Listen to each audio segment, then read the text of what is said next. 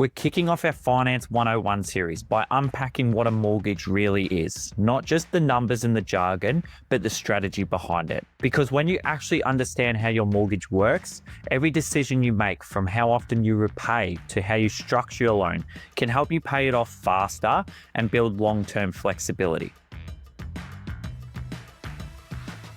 Hello, and welcome to First Home Unlocked, the podcast for unlocking clarity and confidence for first home buyers. I'm Jack Elliott, National First Home Buyer Specialist at Alcove. And I'm Chris Bates, ex-financial planner and mortgage broker. Together, we are on a mission to empower you with the keys to unlock your first home. Let's jump in. Hello, and welcome back to First Home Unlocked. For today's episode, we're going right back to basics. We're kicking off our Finance 101 series by unpacking what a mortgage really is. Not just the numbers and the jargon, but the strategy behind it. Because when you actually understand how your mortgage works, every decision you make, from how often you repay to how you structure your loan, can help you pay it off faster and build long-term flexibility. So in this episode, what we'll cover is what a mortgage really is and how it actually works behind the scenes, the key moving parts, principal, interest, repayments, and loan term, and how to think strategically at every stage so your mortgage works for you. Let's jump in. All right, let's talk about what a mortgage actually is. It sounds simple, but we want to help you understand what's happening behind the scenes and the different levers that you can pull. A mortgage is essentially a loan that helps you buy a property, and that property becomes the security for that loan. So the bank lends you the upfront money, you agree to pay it back plus interest over time. And if you can't make those repayments, the bank has the right to take possession of the property because it's their security. Most home loans in Australia run for about 30 years and come with different options like fixed or variable interest rates and a range of fees or features. Now let's break down the main parts of a mortgage.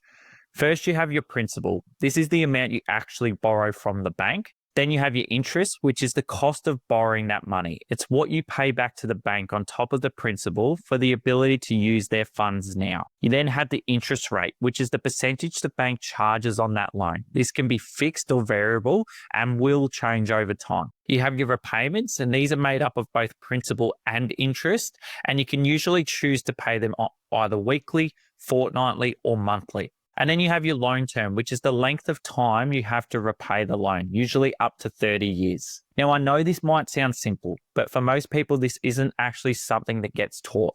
So we're going to go through each component one by one. And if you're going to take on hundreds of thousands of dollars of debt, you want to understand what's going on and how it all works. All right, so let's talk about interest and how it's actually calculated.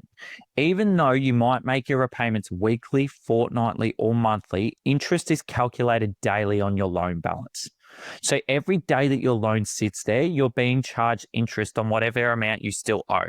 And because it's charged daily, the sooner you reduce that balance, even by small amounts, the less total interest you'll pay over time. Now, one of the things that surprises most first home buyers is how much they'll end up repaying in total over the life of a loan. When you look at a 30-year loan, the total amount repaid is usually much higher than what you originally borrowed, and that's because of how interest compounds. So let's put that into perspective with a quick example. Let's say you're buying a property for $800,000 in New South Wales using the First Home Guarantee Scheme. To cover the 5% loan deposit, you'll need $40,000. So your loan amount required is $760,000.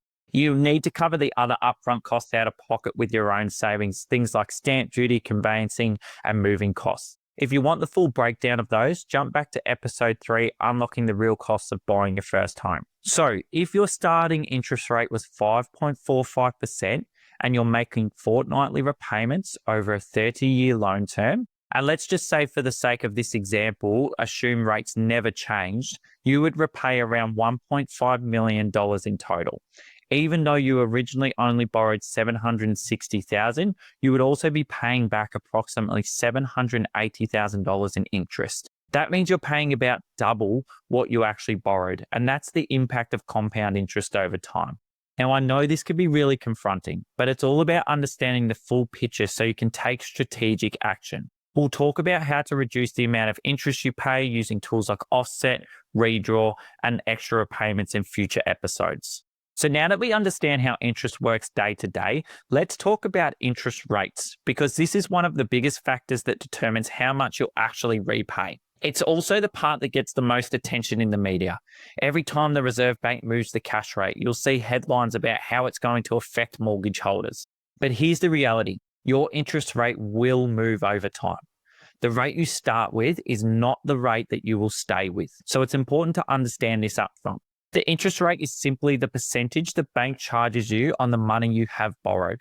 It can be fixed for a period or variable, and it will go up and down depending on the market. Now, a variable interest rate means that your rate can move up or down depending on the lending market, mainly influenced by the changes to the Reserve Bank's cash rate, but also things like the bank's own funding costs, competition, and lending conditions. It's the most common type of loan for first home buyers because it gives you flexibility. So advantages of a variable rate are you can usually make extra repayments whenever you like without penalty. Many variable loans offer features like offset accounts or redraw, which can help you reduce how much interest you pay while still giving you access to your money. If rates fall, your repayment doesn't automatically change, but more of what you're paying goes towards reducing your actual loan balance rather than interest. You can also ask your bank to lower your minimum repayment in line with the rate drop, which can help free up some extra cash flow if you need it. And finally, it's usually easy to refinance if you find a better deal later on because there is no fixed term break costs. Now, the disadvantages of a variable rate are if rates rise, your repayments will increase, and that can put pressure on your budget. It also can be harder to plan long term because repayments fluctuate over time. So you'll need to be comfortable with some uncertainty and have buffers in place to handle rate rises. So if you like flexibility and can handle some movement in your repayments, variable loans work really well, especially when paired with an offset account or a strong savings plan. Now, a fixed interest rate means your rate stays the same for a set period, usually between 1 and 5 years. You'll know exactly what your repayments will be during that time, which can give you certainty and peace of mind. Advantages of a fixed rate are it makes budgeting easier because your repayments will stay the same.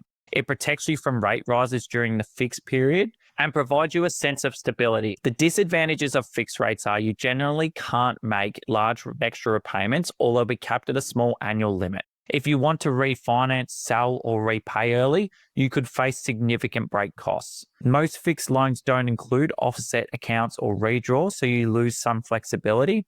And if rates fall, you won't benefit, and you may be locked into paying a higher rate for the remainder of your fixed interest period. So fixed rates can be great if you value predictability and you're worried about rate rises, but that certainty comes at a cost of flexibility, and you won't be able to utilize strategies to reduce the interest you pay over time, like your offset account, redraw, or extra repayments. Your broker can help you work out what's best for your situation with your goals and the current rate environment in mind. So again, I just want to make it clear that rates will change over time. Most lenders assess your application using a 3% assessment buffer, which means they test whether you could still afford the repayments if rates increase by 3%. It's designed as a safety net, but it's still really important to think about your own comfort level and your budget. Just because the banks say yes doesn't mean that it would be comfortable or realistic for you. If rates did rise, how would that impact your cash flow, your lifestyle, and your savings? Building that awareness early helps you set up a loan with confidence. We'll go deeper in a future episode into how interest rates are actually set and why they move, but for now, the key takeaway is this. Rates will always change. So understanding your budget, knowing what feels comfortable, and keeping strong buffers in place like an emergency fund will give you the confidence no matter where rates go. All right, so let's talk about repayments. Those repayments are made up of two parts, principal and interest. Like we mentioned earlier, the principal is the amount you've actually borrowed, and the interest is the extra you're paying the bank for the ability to use their money. And especially early on, most of your repayment is actually going towards interest, not your loan balance. This is because interest is calculated on what you still owe. And at the beginning, that balance is at its highest. So even though you're making consistent repayments, it may take a while before you feel like you're really chipping away at the debt. Let's use an example to make this clearer. Using that same example from before with a $760,000 loan at a 5.45% interest rate over 30 years, your fortnightly repayments would be $1,980. Initially, about $1,590 of each repayment goes towards interest and only $389 to the loan balance. By around year 18 of holding that loan, more of your repayment starts going towards paying down the principal rather than the interest. Now, this is where understanding your structure matters, because once you know what's happening behind the scenes, you can make small, smart changes that save you big money over time. You can also use this information strategically if you refinance in the future by keeping your loan term the same rather than resetting it to a new 30-year loan term if you can. This saves you a lot on interest in the long run. Now, let's talk about loan terms. Your loan term is simply the length of time you agree to take to repay your loan in full. The most common loan term offered by lenders is 30 years, but you can also choose shorter options like 15, 20, or 25 years. And we're now starting to see some lenders even offering 35 or 40-year loan terms. Most of our clients choose a 30-year term, and that's not always because they plan to take 30 years to pay off their loan. It's because it gives them flexibility. A longer term keeps your minimum repayments lower, which helps you manage cash flow more comfortably, and you can pay extra when your situation allows. If you're in a strong financial position right now, you can always make extra repayments using your offset or redraw to reduce the interest and pay the loan off faster. But if life changes, maybe you start a family, take time off work, or shift to a single income, you've got the flexibility to pull back to the minimum repayments. And if you built up extra repayments along the way using your offset or redraw, that money is still accessible, giving you an added layer of security. It's really about building a loan structure that supports you through different seasons of life and not just the one you're in today.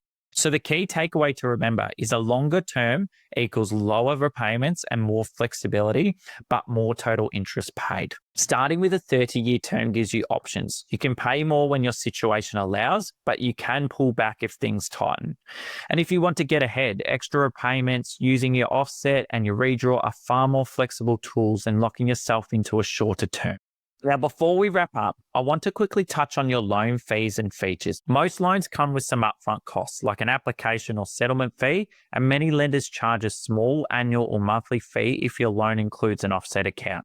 But the benefit of an offset account far outweighs the fee, especially when you use it strategically to reduce the interest you're paying and shorten your loan term. So when you understand how your mortgage works, you can make clearer, calmer decisions and manage your loan with confidence.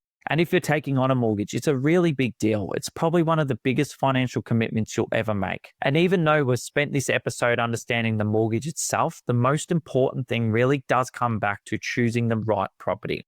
One that is a high quality asset that suits your goals. That's where understanding your goals and vision, like we covered back in episode 1, is so important. And it helps you choose a property that supports your life over the next 5 to 10 years. And if you haven't yet, go back and listen to episode 6, Unlocking Asset Quality, where we talk about how to find a property that's more likely to grow in value over time. And if you're ready to unlock your first home, you can book in a get to know you chat with me at firsthomeunlocked.com.au/book or by using the link in the show notes. Next week, we'll continue our Finance 101 series. Thanks for tuning in, and I'll see you next week. Thank you so much for listening. We'd really appreciate if you could do us a huge favor. Share this episode with any first home buyers that you know so we can help more people like you feel clear, calm and confident when purchasing their first property. You can join our Facebook group, First Home Unlocked, to continue the conversation with other first home buyers. Or if you're ready to unlock your first home, you can book a get to know you chat by using the link in the show notes or by going to firsthomeunlocked.com.au. Before we go, just a reminder that everything we share on this podcast is general in nature and not tailored to your personal situation. We always recommend seeking advice from a qualified and experienced professional when making financial decisions.